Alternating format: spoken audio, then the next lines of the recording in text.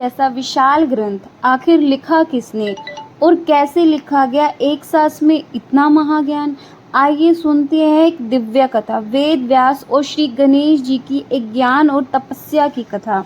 बहुत समय पहले की बात है। महर्षि वेद व्यास, जिन्होंने वेदों, पुराणों और महाभारत जैसे महान ग्रंथों की रचना की थी, उन्होंने निर्णय लिया कि महाभारत की एक स्थायी रूप में लिखा जाए। लेकिन समस्या यह थी कि इतना विशाल ज्ञान वो कैसे लिख पाएंगे। वेद व्यास जी को सिर्फ एक ही नाम ध्यान में आया, वो था श्री गणेश का।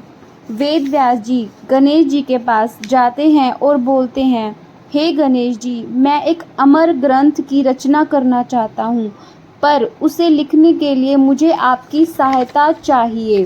करूँगा, पर मेरी एक शर्त है। आप बिना रुके बोलते रहेंगे, यदि आप रुक गए तो मैं लिखना बंद कर दूंगा। तभी वेद व्यास जी बोले, तो मेरी भी एक शर्त है। आप किसी भी बात को तब तक न लिखें जब तक आपको उस बात का अर्थ न समझ में आए। गणेश जी ने वेद व्यास जी की बात मान ली और लिखना शुरू किया। और फिर शुरू हुई मानवता इतिहास की सबसे महान लेखनी। गणेश जी ने पत्थर की पट्टी पर महाभारत लिखना शुरू किया। वेद व्यास जी ने मंत्रों की तरह कथा सुनाई और गणेश जी ने बिना रुके उसे लिखा। लेकिन यह लेखन इतना तीव्र था कि गणेश जी की लेखनी टूट गई। उन्होंने एक पल की देरी न करते हुए उन्होंने अपना एक दांत तोड़कर उसे कलम बना लिया और लिखना शुरू किया। यह सिर्फ लेखनी नहीं थी, यह एक ज्ञान था, एक यज्ञ था, त्याग, तपस्या और भक्ति की मिसाल है।